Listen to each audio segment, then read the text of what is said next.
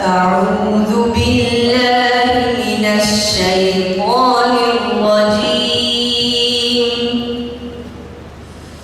بسم الله الرحمن الرحيم. إنا فتحنا لك فتحا مبينا ليغفر لك الله ما تقدم من ذنبك وما تأخر ويتم نعمته عليك ويهديك صراطا مستقيما وينصرك الله نصرا عزيزا. هو الذي أنزل السكينة في قلوب المؤمنين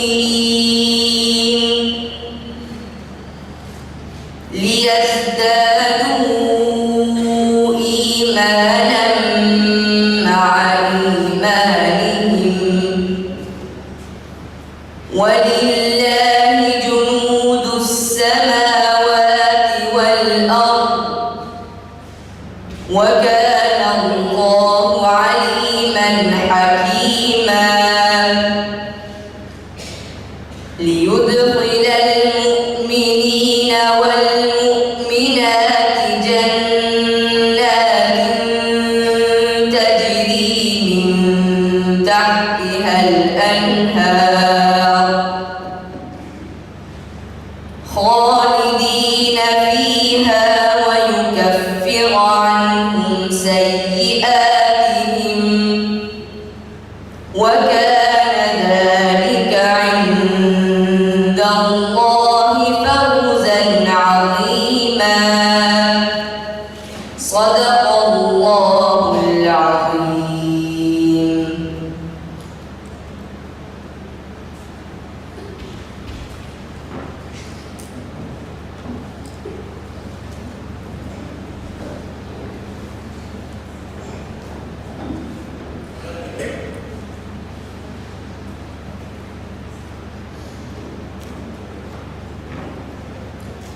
Bismillahirrahmanirrahim. Assalamualaikum warahmatullahi wabarakatuh. Alhamdulillah rabbil alamin wassalatu wassalamu ala sayyidina Muhammadin wa ala alihi wa sahbihi ajma'in. A very warm welcome to everyone joining us here. And on behalf of the Formal Executive Council and Mahaldev Foundation, I am pleased to welcome you all to this special lecture, How the Prophet Built Madinah, featuring our distinguished speaker, Ustaz Abu Taymiyyah. We are honored to have with us members of the City Council, Mayor, Deputy Mayor, as well as representatives of our partner organizations, respected scholars, community leaders, and most importantly, members of our community who have joined us this evening with a shared interest in learning from the life of example of our beloved Prophet Muhammad sallallahu alaihi wasallam. Tonight's program is an opportunity for us to reflect on the prophetic approach to build a strong, principled, and a united community, and to consider the lessons from Madinah that remain relevant to Muslims today. We begin this evening with the words of Allah by Hud bin Sunan Ahmad.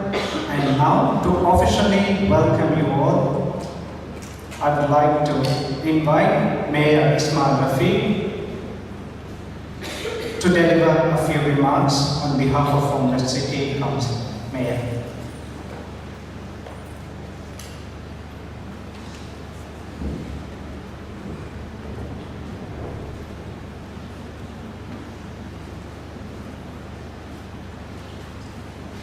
Bismillahirrahmanirrahim. Alhamdulillahirrahmanirrahim.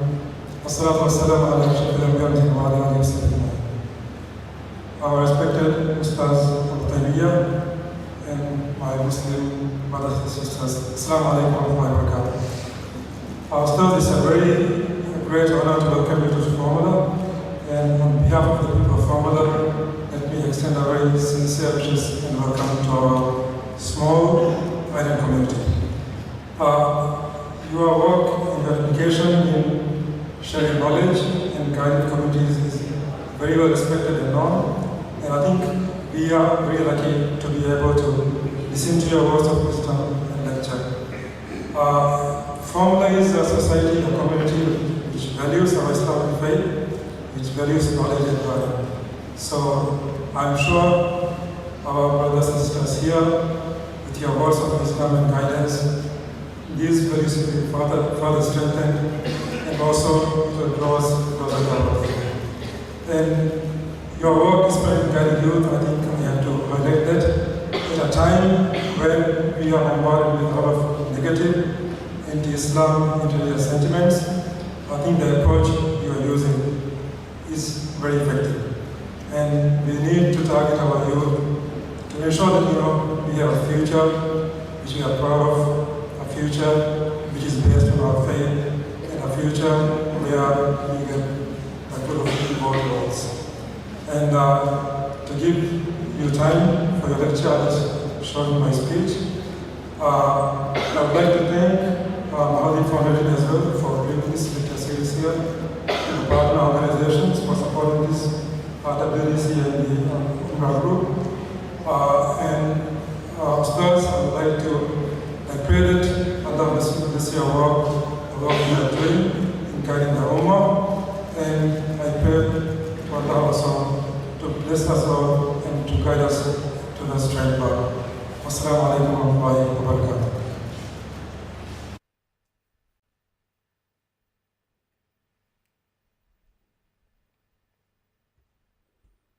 Shukriya, Mayor.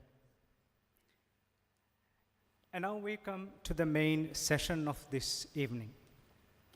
Brothers and sisters, before we proceed to the main program, it is my pleasure to introduce our speaker for this evening. Ustaz Abu Taymiyyah is an experienced Islamic teacher who has spent more than 15 years guiding students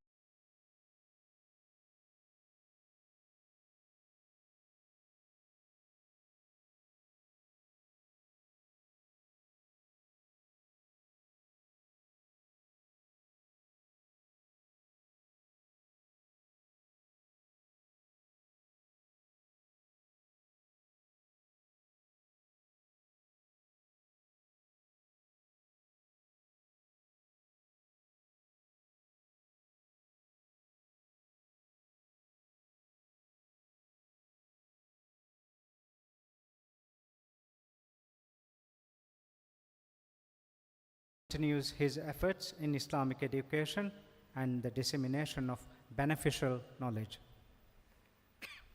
Excuse me. We are honored to have him with us in Formula City this evening. The topic of tonight's lecture is particularly meaningful: how the Prophet built Madinah. Madinah was not simply a place where the Muslims settled.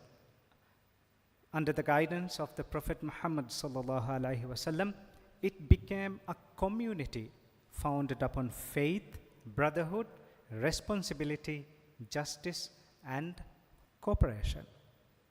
We look forward to hearing the lessons that can be drawn from this remarkable period of our history. The establishment of Madinah under the leadership of Prophet Muhammad sallallahu alaihi wasallam provides us with profound lessons about faith, community, leadership, brotherhood, and social responsibility. Excuse me. So, it's therefore our privilege to hear from someone who has dedicated many years studying and teaching the Islamic tradition. Brothers and sisters, please join me welcoming Ustaz for tonight's lecture. Ustaz, the floor is yours.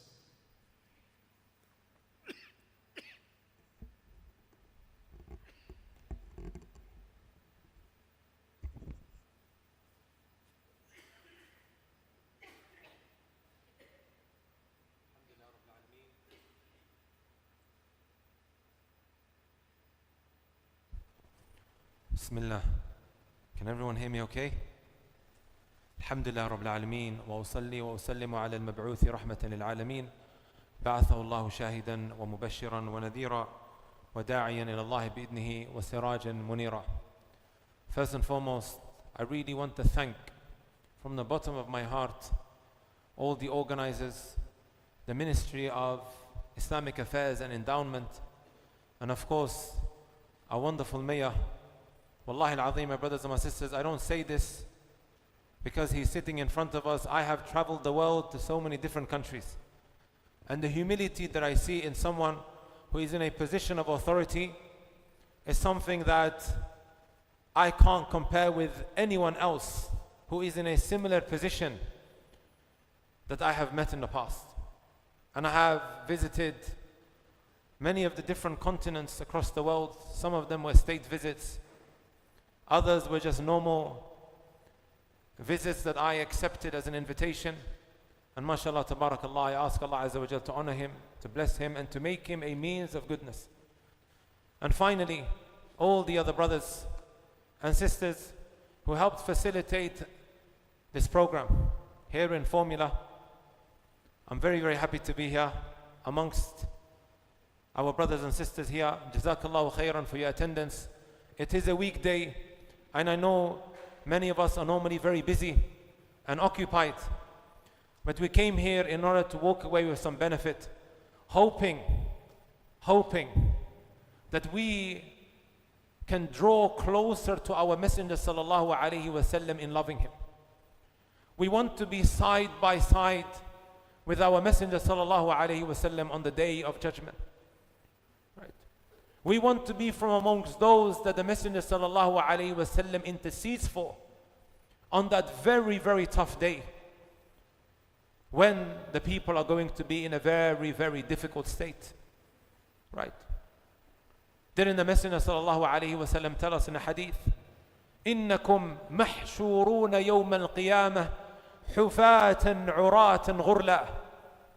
You will be gathered on the day of judgment, barefooted, naked, and uncircumcised. Then he recited the statement of Allah subhanahu wa ta'ala, كما بدأنا أول خلق نعيده. Everything will go back to how the beginning of creation was. So Aisha radiallahu ta'ala anha, she hears the Messenger sallallahu alayhi wasallam saying this, and she says, O Messenger of Allah, aren't the people going to be looking at one another? Because as I mentioned, on that day, one is going to be stripped of his clothing. Imagine this was the case over here in Formula. If we saw this happening, my brothers and my sisters, we'd either find this extremely funny, some of us would be amused, we would be in utter shock if this was to take place right before our eyes. This will be the state on the day of judgment. Right? إِنَّ زَلْزَلَةَ السَّاعَةِ شَيْءٌ عَظِيمٌ. Allah subhanahu wa ta'ala warned us about it, that the severity of this day is going to be extremely great. So the Messenger sallallahu alayhi wa sallam said to Aisha radiyallahu ta'ala anha, no, they're not going to be paying attention to that. And that is because إِنَّ الْأَمْرَ أَشَدْ. Because of how severe the situation is, right? They are not going to be concerned about that. We are going to want the shafa'ah of our Messenger sallallahu alayhi wa sallam, his intercession.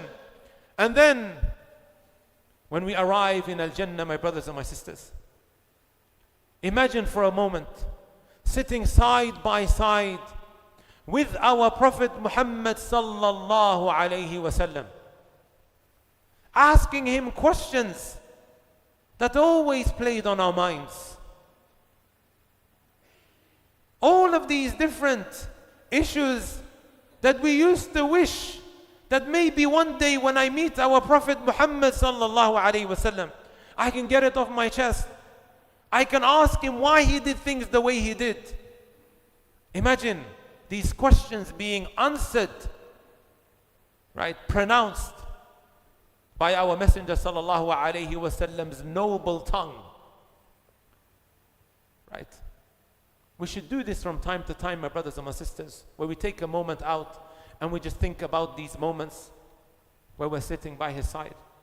But in order, my brothers and my sisters, for us to experience these wonderful moments, it's important that we learn about our Prophet Muhammad sallallahu alaihi wasallam. So this is why when they gave me this topic, right, it brought me joy and happiness that we could actually find a way to connect with our Prophet Muhammad sallallahu alaihi wasallam, right?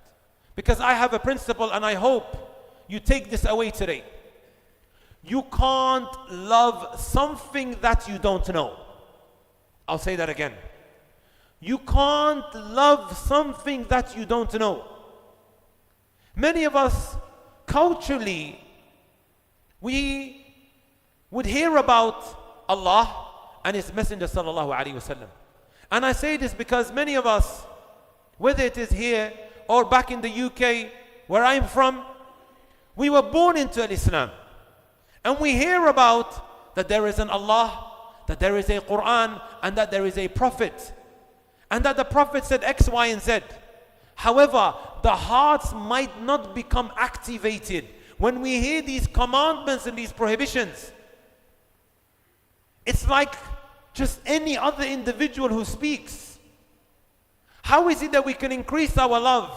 By learning about Allah subhanahu wa ta'ala's names and His attributes and our Messenger sallallahu alaihi wasallam. Wallahi, the heart becomes activated. The guilt that we feel when we put Allah subhanahu wa ta'ala and His Messenger sallallahu alaihi wasallam on standby, and we prioritize the creation or whatever else it might be, how could we? Right. I'll mention this one hadith, and then I want to speak about the topic of discussion. The Messenger sallallahu alaihi wasallam, he said in a hadith, إنما مثلي ومثل أمتي. Right? The example of me and also my ummah. كرجل استوقد نارا, is like someone who started a fire. Normally in the woods, I don't know if you guys have any woods here in Formula. It's just all beaches, mashallah, tabarakallah. Right? Back home we go camping. We spend time in the woods. Right? In order to be able to feed ourselves, we have to light a fire using wood. Right? He says, the example of me and my ummah is like someone who lighted some wood. Right?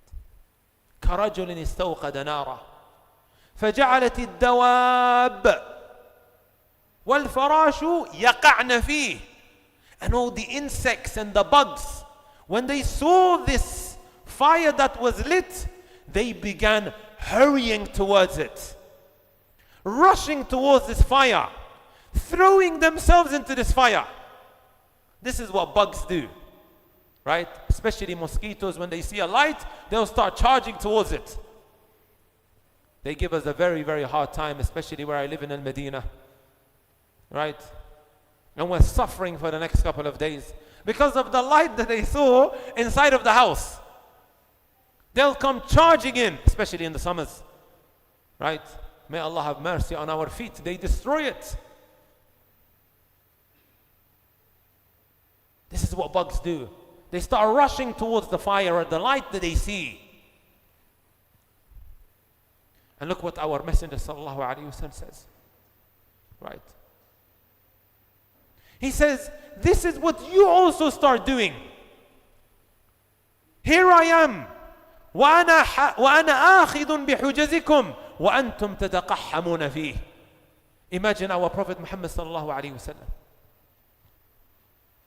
who is saying, Ya Muhammad, Ya Abdullah, don't do what I'm telling you not to do. Stay away from it. Ya Sumayya, Ya Fatima, I need you to do this. This will bring you salvation. Can you imagine the Messenger sallallahu alaihi wasallam calling us out by our names? He might even go as far as grabbing us, and this is what the hadith says. وَأَنَا آخِذٌ بِحُجَزِكُمْ. Imagine the Messenger sallallahu alaihi wasallam grabbing you from your lower garment, the lungi that is worn in some places around the world, and he's grabbing you from the back. He's saying, Ya Abu Bakr, Ya Abdullah, Ya Sumayya, Ya Fatima, don't do this. وَأَنْتُمْ تَتَقَحَّمُونَ فِيهِ, and we just turn away from our Messenger sallallahu alaihi wasallam, and then we throw ourselves into that fire. This is like the person who knows what the Messenger sallallahu alaihi wasallam said and then puts him on standby. Right? Our Messenger sallallahu alaihi wasallam, and that brings me to the topic of discussion. I know that the title of today's topic, my brothers and my sisters, is how the Prophet sallallahu alaihi wasallam built Medina. It's only imperative, my brothers and my sisters, when we discuss this topic, that we rewind a little bit of how the Messenger sallallahu alaihi wasallam arrived in Al-Madinah. What he actually went through.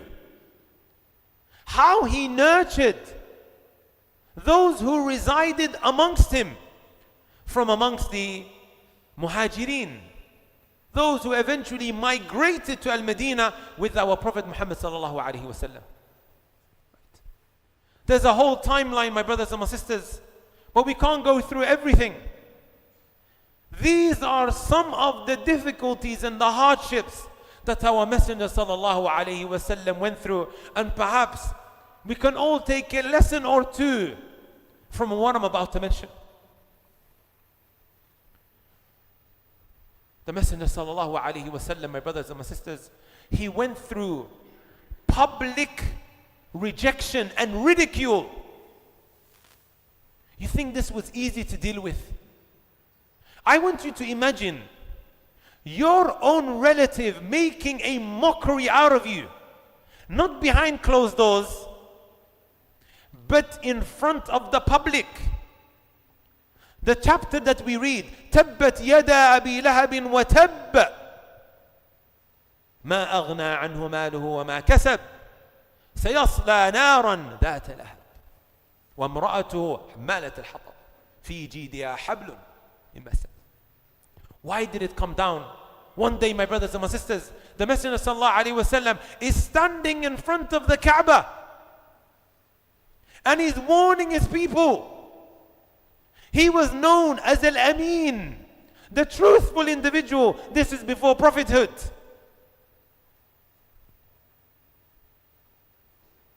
And subhanallah, as he is there standing in front of his people, admonishing them, warning them about an adhab, a punishment that may come their way if they don't embrace al-Tawheed, al-Islam, and eliminate the shirk that they were involved in, the idol worship. His uncle stands up. His uncle, my brothers and my sisters, who he shares blood with, and says, Ali hada jama'tana. Is this why you gathered us? Tabban lak. May you perish, O Muhammad, in front of everyone. It would be hurtful enough if something like this was said to us behind closed doors, right? While we are at home. Right? This is happening in front of the Kaaba that we visit, which we do tawaf around. Look at the state that it's in right now. How it was before. Idols were surrounding the Kaaba that we visit. Our Messenger sallallahu alaihi wasallam stands there. And I would imagine our Messenger sallallahu alaihi wasallam, when I go there doing tawaf, him standing there being ridiculed and publicly being rejected. Not by any person, but his uncle. It hurts even more when it's a relative. The Arabs, they have a line of poetry where they give the example of an Indian sword. وَظُلْمُ ذَوِي الْقُرْبَى أَشَدُّ مَضَادَةً مِنْ وَقْعِ الْحُسَامِ الْمُهَنَّدِ. He says, you being struck with the Indian sword is not as bad as being oppressed and wronged by a relative. It wasn't easy. Right? Likewise, my brothers and my sisters, the physical abuse. It wasn't just verbal abuse that he went through, physical abuse that our Prophet Muhammad sallallahu alaihi wasallam had to experience.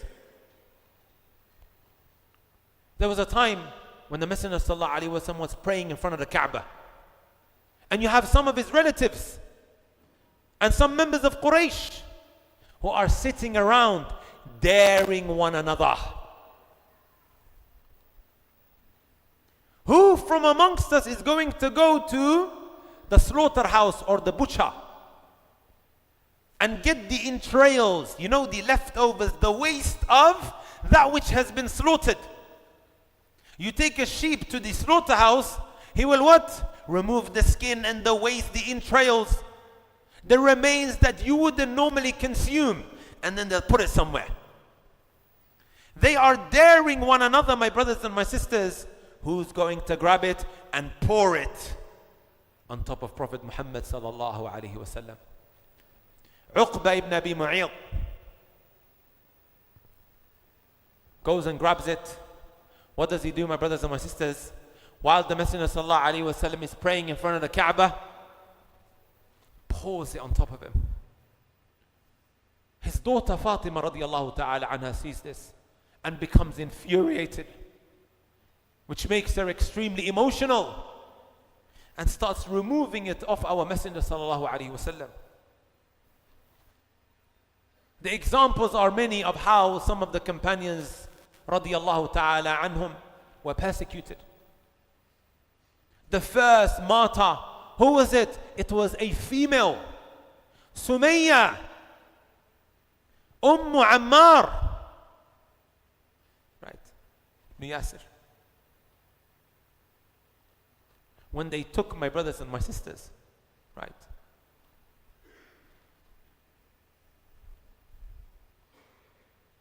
They took a spear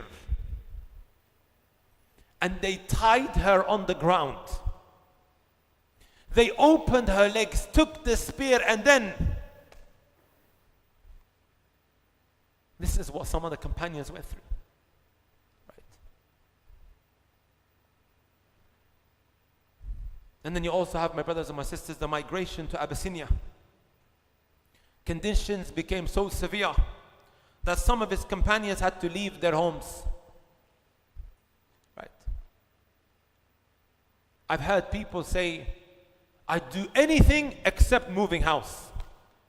That's how difficult people find it. This wasn't by choice. They were forced out of their homes. And then you have the year of sorrow, Aam al-Huzn. Right? When the Muslims were boycotted, humiliated, left outside in the open. A whole year went past like that. This was then followed by the Messenger sallallahu alaihi wasallam losing his beloved wife Khadijah radiyallahu ta'ala anha. And while he was with her, she was the only one. Right?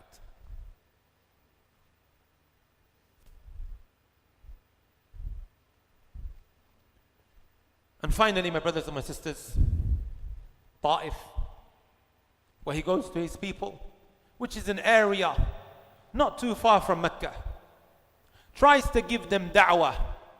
من يأويني حتى أبلغ كلام ربي? Who's going to shelter me so I can convey the message of my Lord? You know what they done to him, my brothers and my sisters? Right?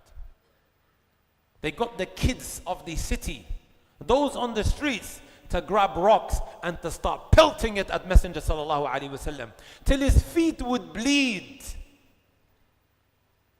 Right? The angel comes to him, the angel of mountains, and says, in shit an utbiq alayhim al-akhshabain or al-jabalain. If you wish, O Muhammad, you see these two mountains, I will smack it on top of them. Prophet Muhammad sallallahu alaihi wasallam said no. Right? Hoping what? يخرج من أصلابهم من يعبد الله سبحانه وتعالى ولا يشرك به شيئا إني لأرجو and يخرج الله من أصلابهم. This is what I hope, he says, that Allah will bring out from their loins those who will worship Allah, and they will stay away from shirk.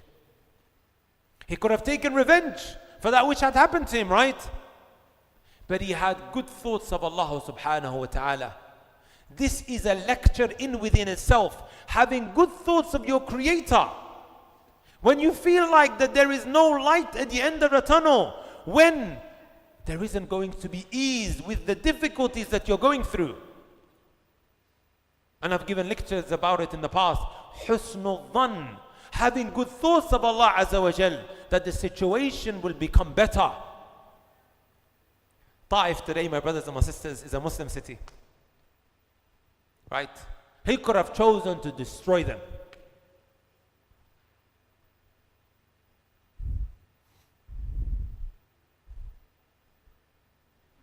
Having said all of that, my brothers and my sisters, then come 6 men from Yathrib.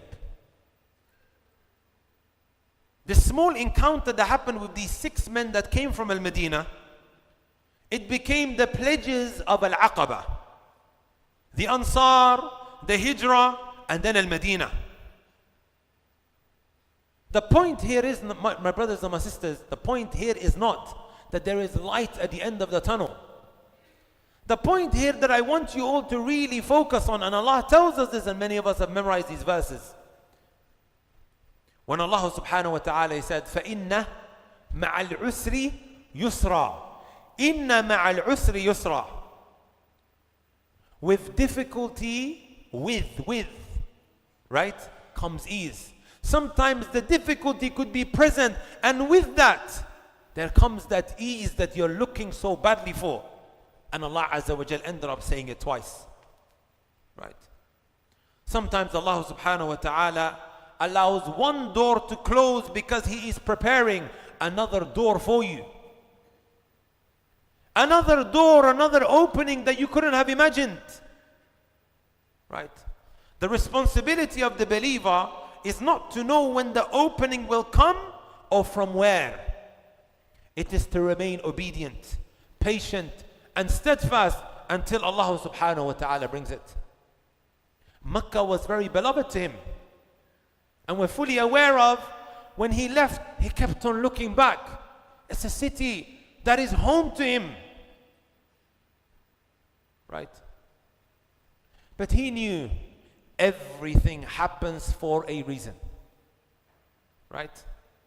I mention all of this, my brothers and my sisters. What the Messenger sallallahu alaihi wasallam went through. Right? That there is hope that you should have. Read Surah Al-Duha. Right? Why Allah Azza wa Jal sent it down? Something that he found so difficult to deal with, the wahy already all of a sudden stopped. The revelation wasn't coming down anymore. And this hurt him a lot. And he thought that Allah Azza wa Jal had forsaken him. But he reminded him. Right? It shows us that in the middle of darkness, وَالضُّحَى, where Allah swears by the dawn, when it's dark and then the light pierces through that darkness, then comes Al-Madinah. The Messenger sallallahu alaihi wasallam migrates to Al-Madinah, the pledge that was taken previously. He arrives, right? And there is a whole army of people, not literally speaking, but you get the point, ready to embrace him and to welcome our Messenger sallallahu alaihi wasallam and his companions into this new city. Right? A lesson that we can take from this very, very quickly, my brothers and my sisters, before we move on. And I say this all the time to our brothers and sisters. The hardest type of da'wah is da'wah to your own relatives. It's very hard. It requires patience. The Messenger sallallahu alaihi wasallam struggled, not because he was incompetent, la. Right?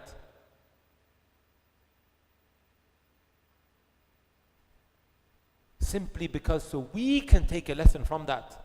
Sometimes you try your utmost best, but it's just not meant for them. His uncle, right? Abu Talib. He kept on calling him to Al-Islam up until his deathbed. And then guess what he chose? He chose the religion of his forefathers. أَتَرْغَبُ عَنْ مِلَّةِ عَبْدُ الْمُطَّلِبِ. On his deathbed, right? Was the Messenger sallallahu alaihi wasallam negligent? Was the Messenger sallallahu alaihi wasallam incapable to get the message across properly? La. Guidance is in the hands of Allah. You look at the wives of Lut alayhi salatu wasalam and Nuh. They stabbed them in the back. It shows you again, the hardest type of da'wah is da'wah to your own relatives. They are not to blame. But one continues, right? We also learn from this, my brothers and my sisters, that sometimes it could be those who are not your relatives, they are willing to accept your da'wah quicker than others. What does that mean? That you abandon your own people? La. Right? It's a test that one needs to have forbearance with and continue with.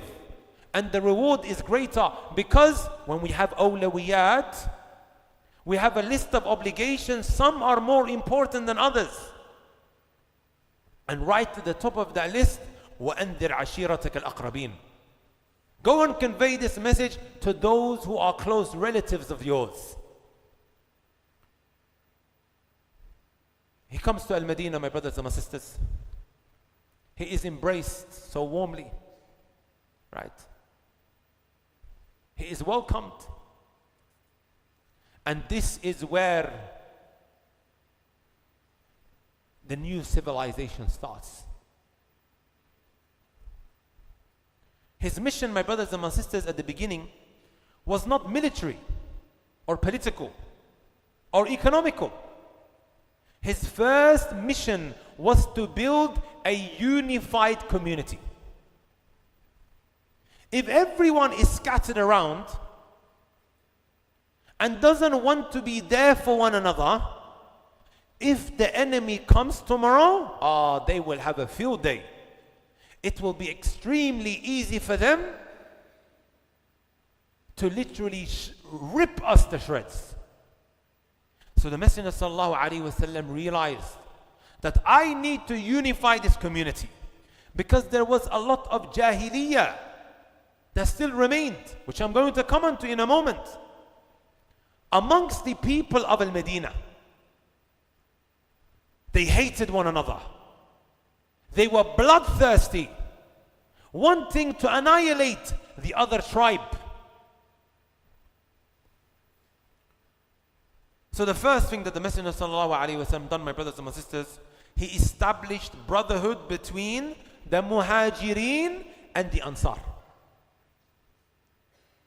Muhajirin are who? Those who migrated from Mecca to Al-Madinah. The Ansar, it comes from the word Nasr. Those who aided and gave victory to the Messenger sallallahu alaihi wasallam. Right? Akha baynahuma. The bond, my brothers and my sisters, was stronger than blood ties. It dismantled barriers of lineage, color and tribe. Right? Messenger sallallahu alaihi wasallam worked so hard to implant in them, to ingrain within them, that number one is Iman. Someone has Iman, then he is your brother. Everything else is secondary. His tribe, the color of his skin. This was rampant. You guys might not necessarily have this problem, but back home, my brothers and my sisters, it is rampant till this very day in 2026. The concept of tribalism, racism, it's from the aspects of Jahiliyyah.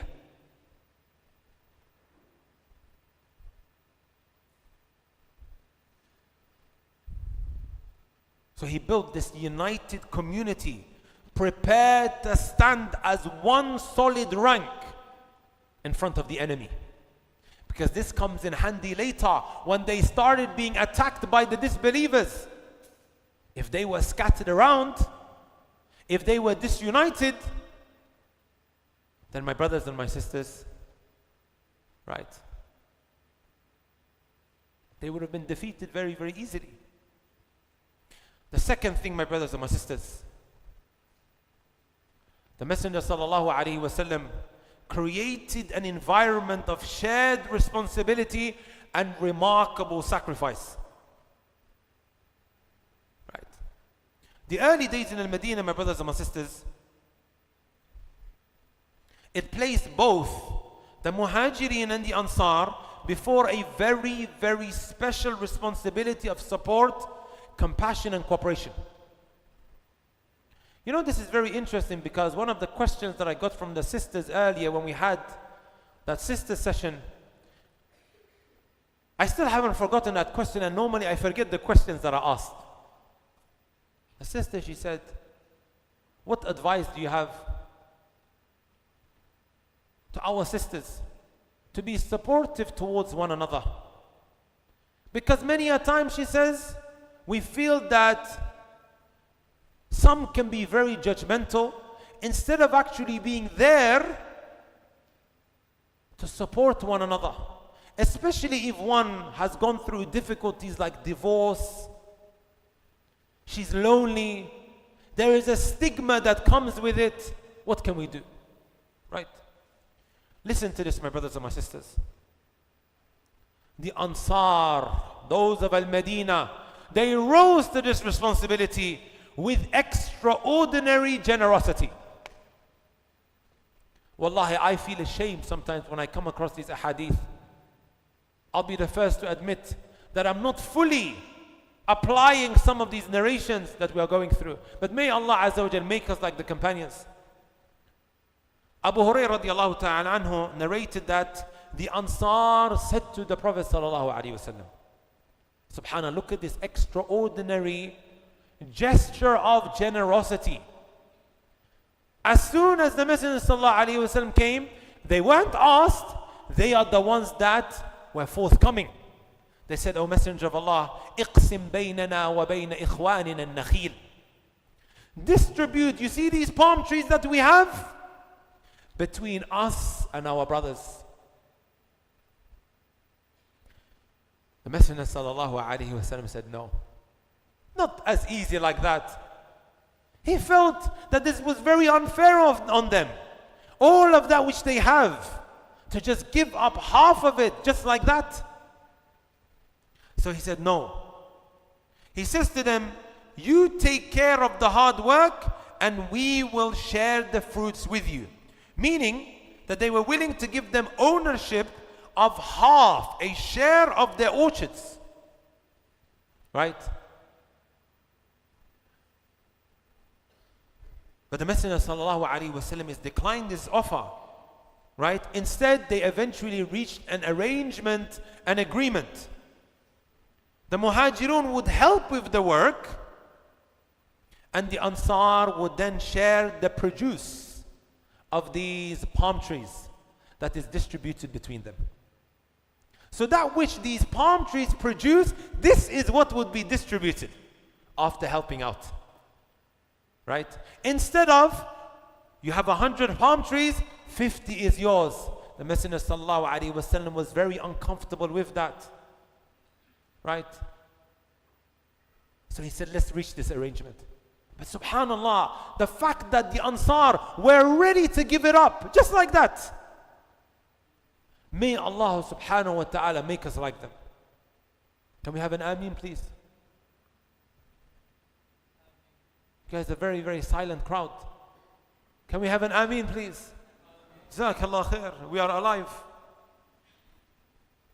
That brings me, my brothers and my sisters, to this very famous example of Abdurrahman ibn Auf and Sa'd ibn Rabi'.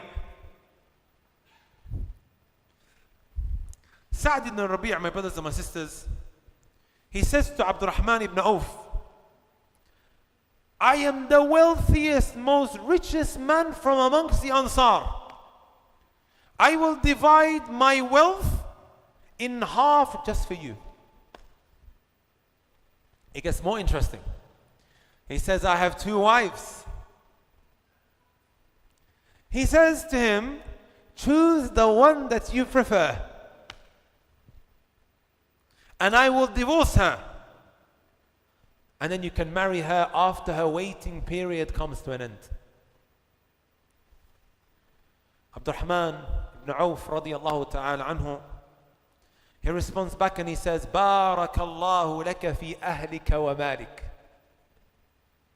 Dullani ala suq. May Allah bless your wealth and may Allah bless your family. Jazakallahu khairan. Thank you very much. Show me where the market is. Right?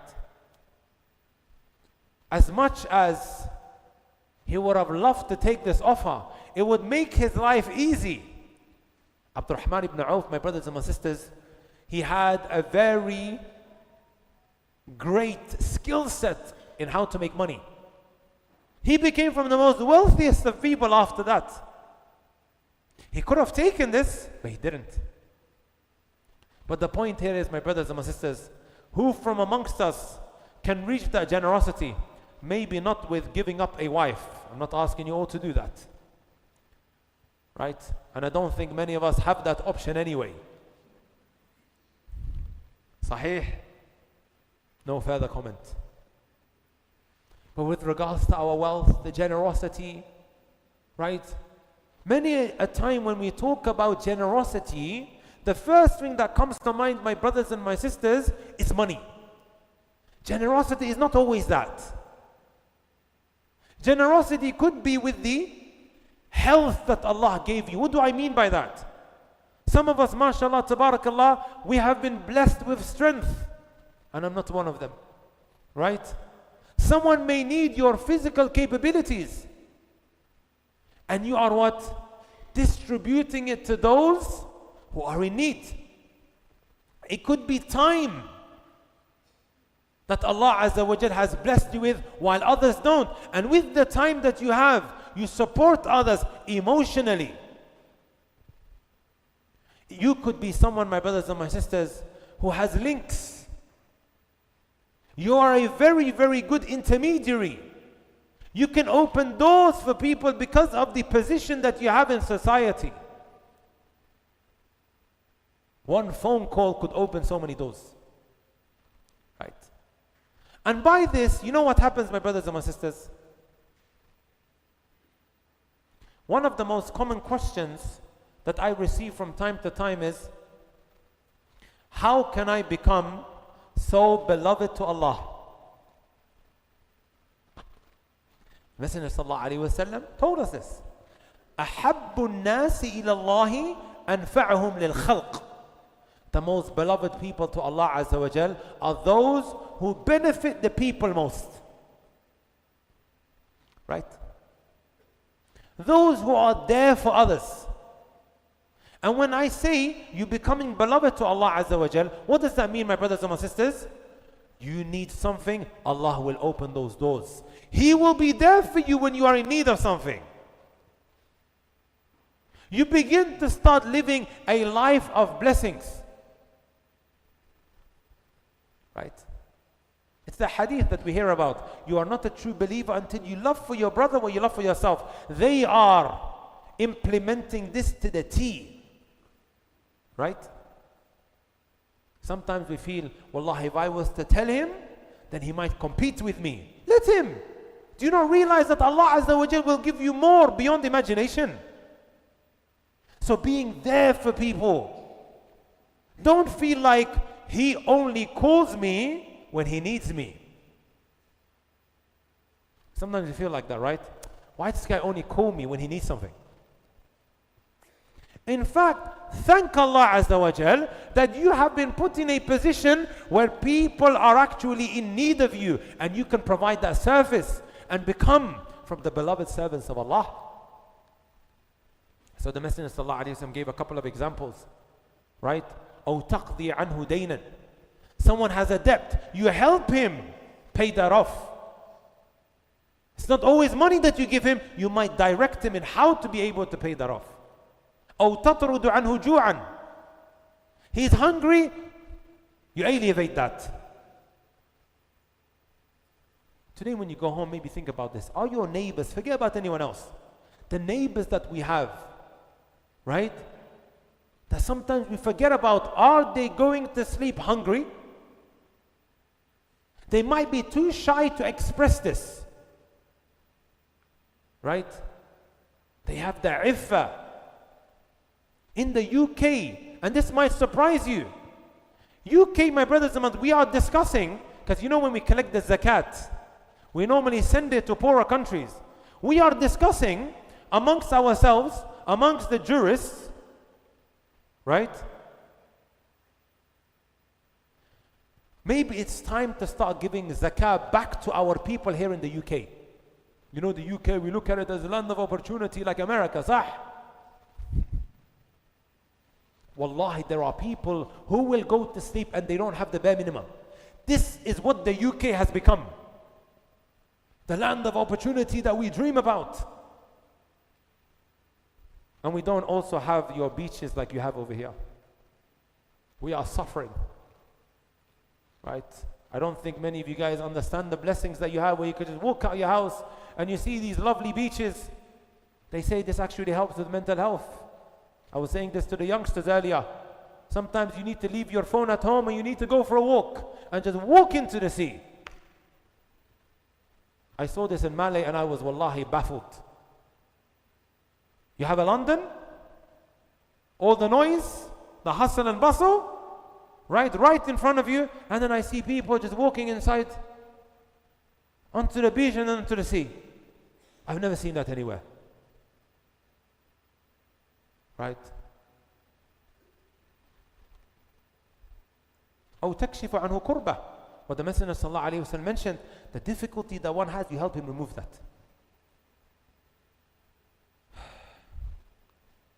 So going back to the point that we were making, Abdurrahman ibn Auf, who didn't have anything, but he was business minded. He just said, Jazakallah khair, please show me where the market is.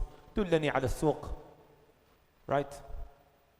The level of generosity, my brothers and my sisters, right, was not unique to Sa'ad. It was indeed the spirit of the community, that which the Messenger sallallahu alaihi wasallam created amongst them. And the Quran testifies to this when he says, وَيُؤْثِرُونَ عَلَى أَنفُسِهِمْ وَلَوْ كَانَ بِهِمْ خَصَاصَةٌ. Right? They would give preference to others. In English they call it to be selfless. Even though they may have needed that something. Right?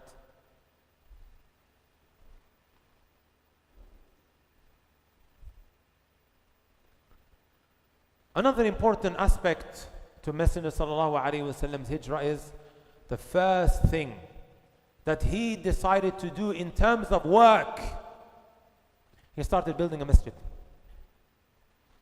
Right? A masjid, my brothers and my sisters, many of us may have this idea about a masjid that you go there, you pray 5 times a day and then khalas, you leave and that's it. The masjid is so much more than that. I never really internalized the role of the masjid in society until I went through Sahih Bukhari, where Imam al-Bukhari lists all the stuff that the Messenger sallallahu alaihi wasallam used to do in a masjid. It was like the hub of the Muslims, right? Because the Messenger sallallahu alaihi wasallam was not just a prophet, meaning, right, where he was getting revelation and then he conveyed. No, he was so much more than that. He was the mufti, he was the judge, judging between them. This used to happen in the masajid, right? Even there is an incident where one of the disbelievers was held captive in a masjid. On Eid, the kids were running around there. I'm not saying this in order to turn the masjid into a playground. La. But it was so much more than we actually think. Where the youth would get together, where ilm was taught, where people relaxed, right? It was a place where they felt comfortable coming to. I say to the people of the UK all the time, we've turned some of our masajid, my brothers and my sisters, into tribal get-togethers. Because over there, the masajid, this is for this tribe, and then you have this for that tribe, and they're right next to one another. Only if you're from that tribe you go there, and if you're not from that tribe you don't go there. وهكذا. Masjid wasn't made for that. Right? One needs to feel comfortable coming to the masjid to create that kind of environment. And if one's going to be judgmental all the time, one will feel that discomfort of going to the masjid. Right?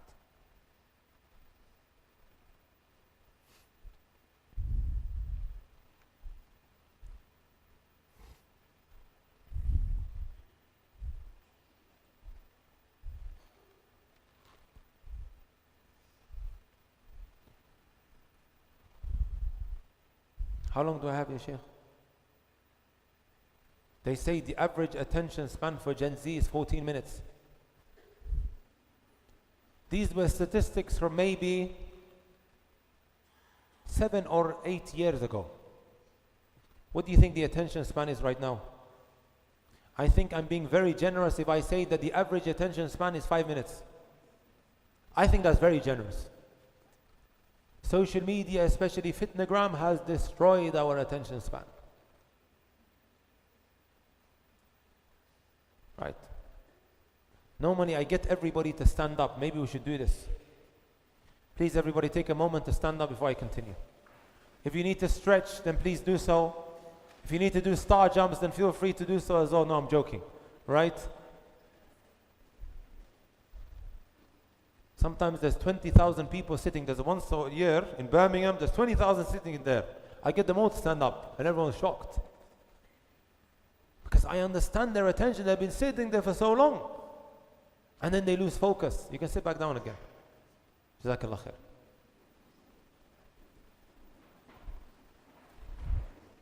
I tell all the mashayikh to do this. Right? Or to have breaks in between. Unfortunately, because of the current situation that we are in. The Messenger sallallahu alaihi wasallam, my brothers and my sisters, he also focused heavily on destroying the barriers of tribalism. Before Islam, my brothers and my sisters, tribal pride amongst the Arabs was indeed a religion. It was a religion. Islam came to abolish it. Let me make something very, very clear before I'm misunderstood. Islam is not against your norms and cultural practices. Islam is not against that. Right? Islam did not come to abolish that. You can keep your norms and your cultural practices as long as it doesn't go against the deen. As long as it doesn't conflict with the religion. Right? This is a very well-known legal maxim in قواعد فقهية. والأصل في عاداتنا الإباحة حتى يجيء صارف الإباحة. It's only a problem when it goes against the deen. You can't say to me, Wallahi, we've been doing this for 60, 70 years, right? This is what we are doing, even if the religion says so. No, it doesn't work like that. Right? Islam came to preserve your cultural practices, but if there's something that goes against the deen, then it needs to be avoided. I'll give you guys an example that is very common from where I come from. And you might be able to relate. It's very, very common back home amongst all different cultural backgrounds. Your cousin, is she your mahram? Huh, brothers? When I see my cousin, my first cousin, right? I can hug her to give her salams. When I greet her, I can be alone with her, right? Is that something that is allowed? No, it's not. My cousin, Islamically, I can still have a valid nikah with her. But before that marriage takes place, can I treat her like my sister, meaning where I can just hug her innocently, right? I can just go out with her alone. La. Right? What's the point that I'm making here? Many a time you find people saying in families, right? She's like your sister. Don't worry about it. You guys go upstairs and watch whatever you need to watch. We are busy here.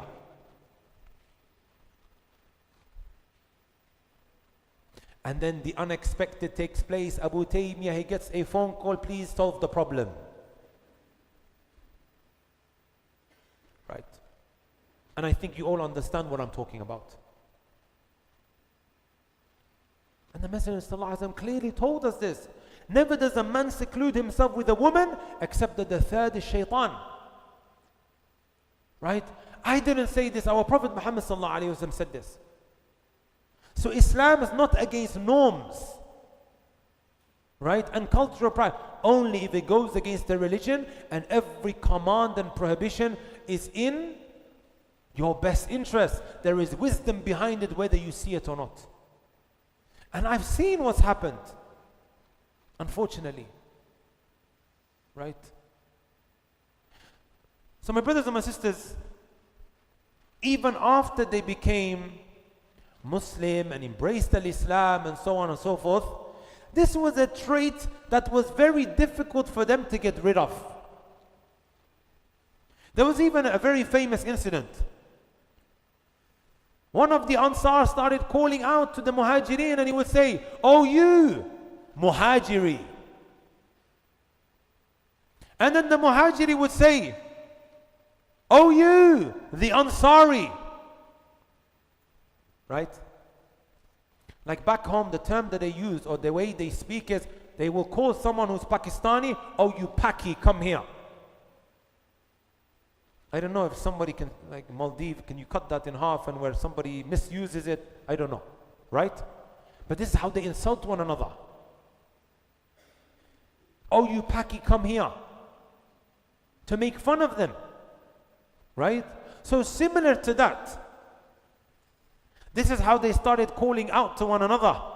The Messenger sallallahu alaihi wasallam, he said, "Da'uha fa innaha muntina." Leave this off, for indeed this is filthy. This is evil. Right? Unity, my brothers and my sisters, and the community cohesion, it requires us removing arrogance, ego, and prejudice. It must be eliminated. Otherwise, there will continue being tensions amongst the people.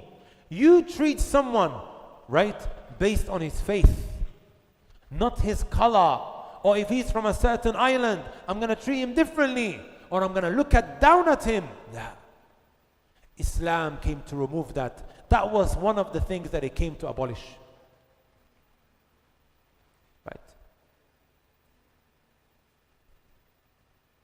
As you can see, my brothers and my sisters, the Messenger sallallahu alaihi wasallam isn't just training them to behave like robots. He is what? Purifying their hearts. These actions that are taking place, they stem up from a disease in the heart. Ego, arrogance, pride. Many of us may suffer from this. This prevents us from being able to do the right thing. The humility at times to accept what is right. It stems up from a place of arrogance and pride, which then prevents us from being able to see the nur, the light.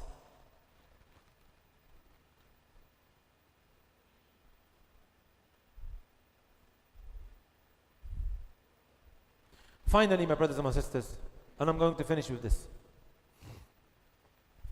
That which the Messenger sallallahu alaihi wasallam worked so hard infusing into the lives of the companions is to love each other for Allah's sake. Right?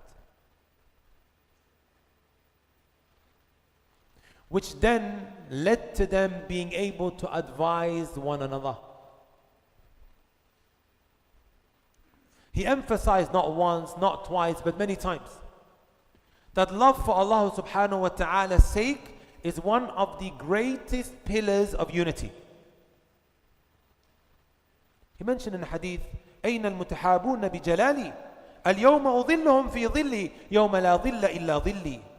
Where are those who used to love each other for His sake Allah will call out on the Day of Judgment. You know, when the sun is drawn close, it's only a mile away, right? Here in Maldives, right? It is scorching hot, right? We're struggling to walk outside. This will be nothing compared to the situation on the Day of Judgment. Where the Shams, the sun is drawn close, it's only a mile away. Some people, my brothers and my sisters, will be, right, drowning in their sweat. Some to their ankles, some to their knees, some to the waist, and some to the mouth. They will drown in it based on their deeds ala qadri a'malihim. But some, my brothers and my sisters, they will be placed under the shade of Allah subhanahu wa ta'ala, the day when there's no shade except His. And that is those who loved each other for His sake. Because of his iman, I will love him. Because of his iman, I'm going to support him and be there for him. Not only when somebody looks like me or is from my island. Right?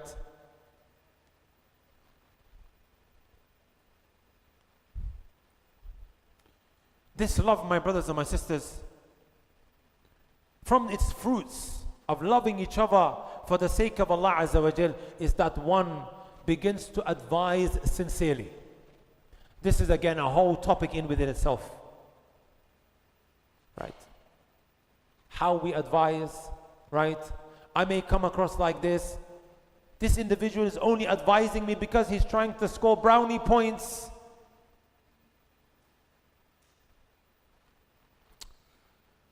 The famous example, my brothers and my sisters, is the brotherhood between Salman al-Farisi and also Abu Darda. One day, Salman al-Farisi, who was a Persian, by the way, he was a Persian. He embraced al-Islam. It was through him that they were able to be victorious after Allah subhanahu wa ta'ala's permission. Right? His military strategy of what they did around Medina, digging up the trench, the battle of Khandaq, right? Through his military prowess. Salman al-Farisi, who was a Persian, he wasn't from the Arabs, embraced Islam. He sees that Abu Darda had excessiveness when it came to worship. Meaning, he would burn himself out. Because Islam also is a balance. He sees him in the state that he's in, my brothers and my sisters, and he says to him, "Oh Abu Darda, inna li rabbika alayka haqqan." Your Lord has a right over you. Wa li nafsika alayka haqqan. Your nafs, you, your body, has a right over you as well. Wa li ahlika alayka haqqan fa'a'ti kulla dhi haqqin haqqah. Even your family, they have a right. We are being taught balance here. Right? I can't fulfill one and then neglect another important obligation. And we discussed this earlier with our sisters. Sometimes we feel like after getting married or after having children, right? We begin to feel like, I used to do so much ibadah before. And now it looks like this husband of mine is actually from the shaitan. Because I can't do what I was doing before. Not realizing that there are responsibilities, right? There are rights that Allah has over you and your family likewise, and within that, there is reward if we do it properly. So then this reached the Messenger sallallahu alaihi wasallam, and he said, "Sadaqa Salman." Salman was indeed truthful. Real brotherhood, my brothers and my sisters, it means caring for another's faith and well-being. From the bottom of your heart, you see your brother who's falling short, and then you advise him. This only strengthens the brotherhood. And shall I tell you, my brothers and my sisters, what will cause you to have animosity and hatred for one another? When you see evil and you don't do anything about it. You see your brother doing wrong. The worst thing you can do for him is to let him do or let him continue the evil that he's engaging in. Wallahi, that's the worst thing that you can do for him. Right?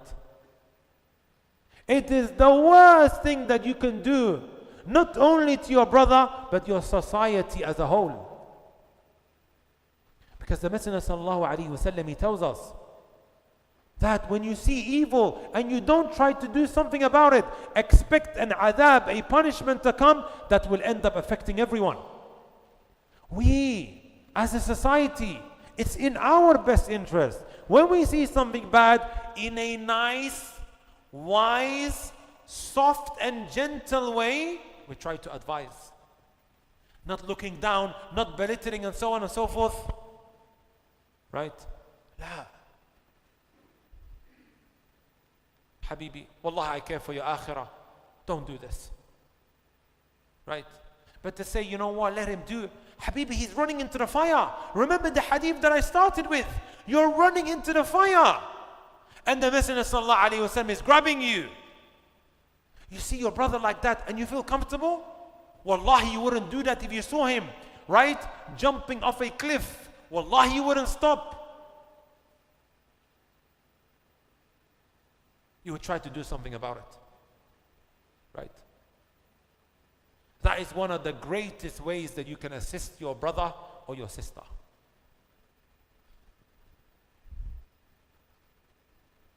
My brothers and my sisters, this is just a snippet of our Prophet Muhammad sallallahu alayhi wasallam seerah. Right? I wish I could speak about so much more. I don't think I have given the topic its justice because we've run out of time. And like I said, 14 minutes and then 5 minutes, and may Allah help our attention span. Right? I hope inshallah ta'ala you all benefited. You took some lessons from this, and that this will inspire you to learn more about your Messenger sallallahu alaihi wasallam, because there are lessons that can be extrapolated that we can implement in our day-to-day lives. Right? And then when we enter into Al-Jannah, we will be sitting side by side with our Messenger sallallahu alaihi wasallam. There is a verse in the Quran which I will finish with, that Al-Imam Ahmad rahimahullah ta'ala, who was the student of Imam al-Shafi'i, right? Which is the madhab that we follow here in Maldives. He referred to this verse as Ayatul Mihna, the verse of examination, the litmus test that really puts you to the test. Are you brothers and sisters with me? You know what this verse is? The verse in Ali Imran, Surah Ali Imran. Say to them, O Muhammad, قُلْ إِن كُنْتُمْ تُحِبُّونَ اللَّهِ فَاتَّبِعُونِي. If you truly and sincerely love Allah, then follow me. فَاتَّبِعُونِي يُحْبِبْكُمُ اللَّهِ. Allah will love you and He will forgive you. Right? You want to know where you are at in your love of the Messenger sallallahu alaihi wasallam? Then put yourself to the test in how much we are implementing his instructions.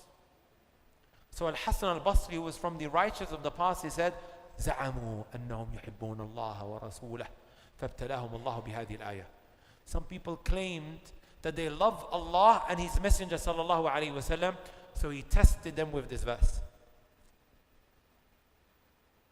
When you hear His commandment, does it activate you? Does it move you? Right? When you hear the adhan, do you rush to Allah? Right? That will give you a good idea. And if you feel you're being negligent, it's not all doom and gloom. The more you learn about Allah and the Messenger sallallahu, the more you will increase in your love. That principle that I mentioned, you can't love something that you don't know. You will do things naturally when you learn about your Creator and the most greatest man to ever walk on the face of this earth. When you become immersed in it, right? Naturally you're carrying this out. Jazakumullah khair, wa barakallah feekum, wa ahsanallahu ilaykum. Again, a big thanks to our mayor here in Formula, Am I saying it right? Formula? For the last couple of hours I've been saying formula, right? And then they started laughing at me. Formula, right? I'm very, very happy to be here amongst our brothers and sisters, right? I ask Allah subhanahu wa ta'ala to reunite us in this world, the same way He united us here.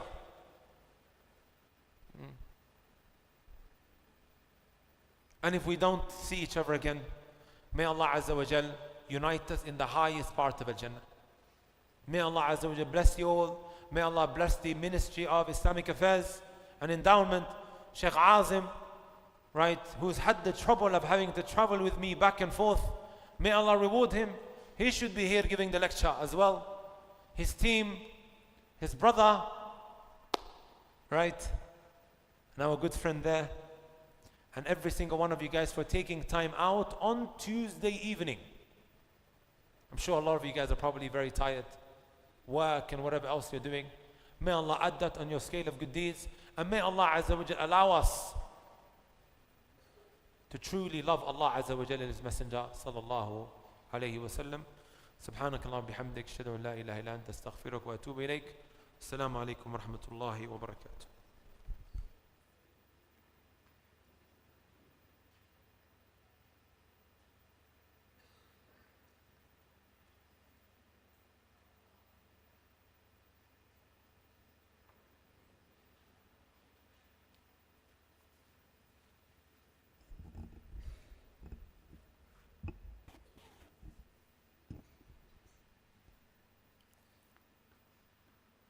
Jazakallah khairan.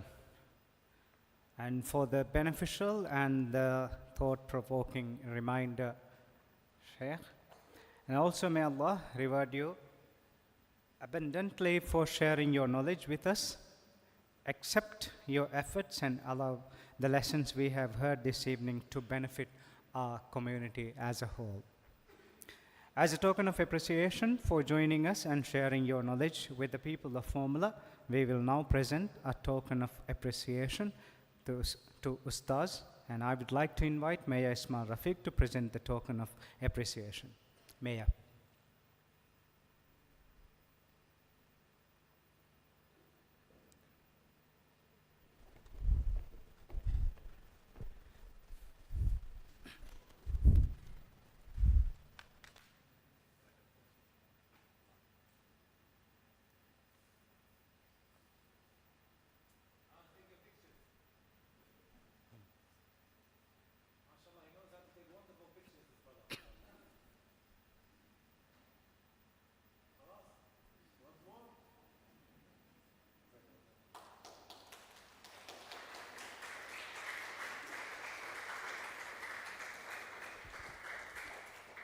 As you know, an event of this nature is made possible through the cooperation and support of many individual organizations. And we would like to recognize and express our appreciation to the partners and organizations who contributed to making this program possible. And I would like to call on Chairman of Mahaldeep Foundation, Sheikh Azim Khalid, on stage.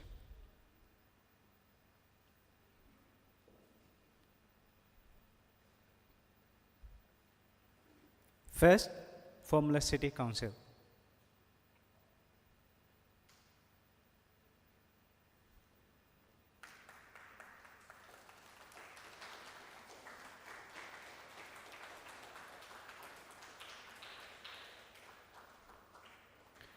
Ocean Pearl Formula.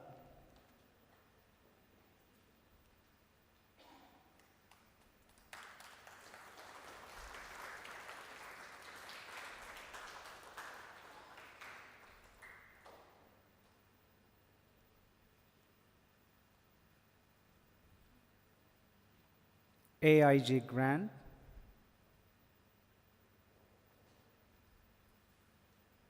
بفرق ودا نتيجة أرومرين رد كدينا الوادي حج نمرة جروب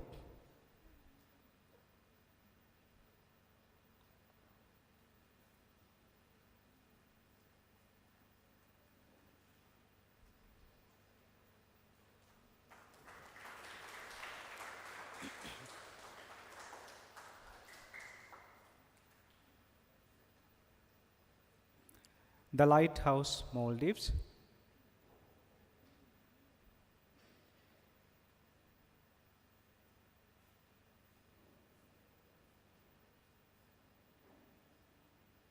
Shukriya, Sheikh. And now we come to a particularly exciting part of tonight's program. As part of this event, we will be conducting a prize draw for an Umrah group.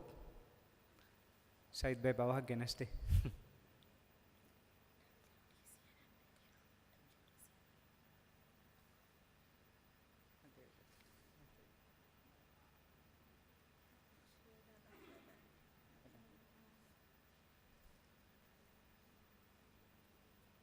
Before that, may I also call on Sheikh Hazim once again, and my sincere apologies for this glitch, but may I also kindly invite WDC President or anybody representing WDC here.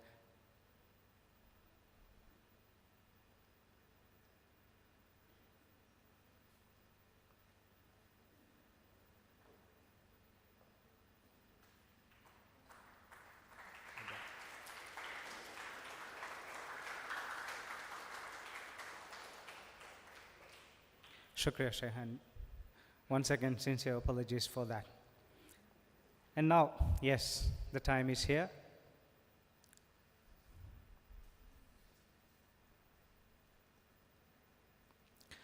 So the draw will be conducted by the Director of Al-Wadi Hajj and Umrah Group, Sheikh Azim Khalid, and the prize will be handed over by Mayor Ismail Rafiq.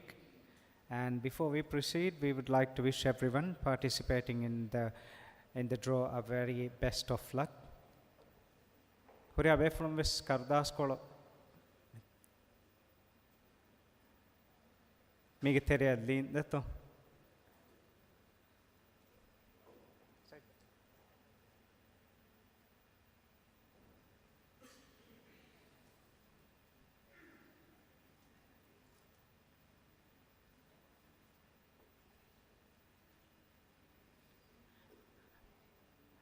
Mayor.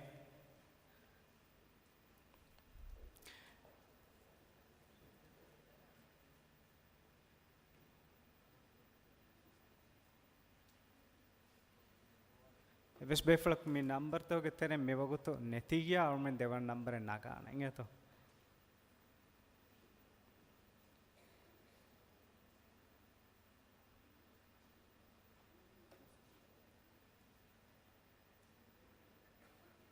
Fanara Tevis, Eke Fahe de Tine. Eke Fahe de Tine.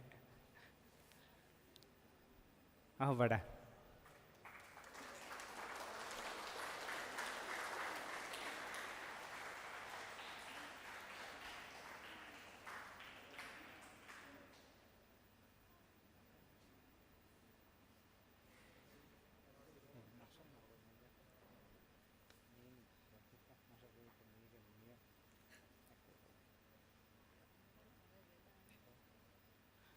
Shukriya. Distinguished guests, brothers and sisters, as we come to conclusion of tonight's program, we would like to express our sincere appreciation to everyone who joined us this evening. Our special thanks to Ustaz for sharing your knowledge and reflection with us, to the Mahaldeep Foundation for organizing this program, and Formlak City Council, and all our partners for their support and cooperation. We also thank everyone who worked behind the scene to make this event possible. Most importantly, may the lessons we have heard tonight not remain only within this hall, but may they inspire us in our families, our communities, and in the way we serve one another. May Allah grant us beneficial knowledge, strengthen our faith, unite our community upon goodness, and enable us to follow the example and guidance of our beloved Prophet Muhammad sallallahu alaihi wasallam. And a very special note, I hope, Sheikh, you will get some time to enjoy this beautiful island, the beaches, especially the sea, which is quite rough, but I hope you will. And with that, we bring tonight's program to close. Jazakallah Inshallah, khairan. tomorrow they are taking me to the sharks. Shark. Yes, yeah. Excellent. Yes. Yeah. I hope I don't appear on global news that something happened. Trust Right. me, my 10-year-old daughter did snorkel with the sharks. You can too. Inshallah ta'ala. Thank you. Thank you once again. Jazakallah khairan.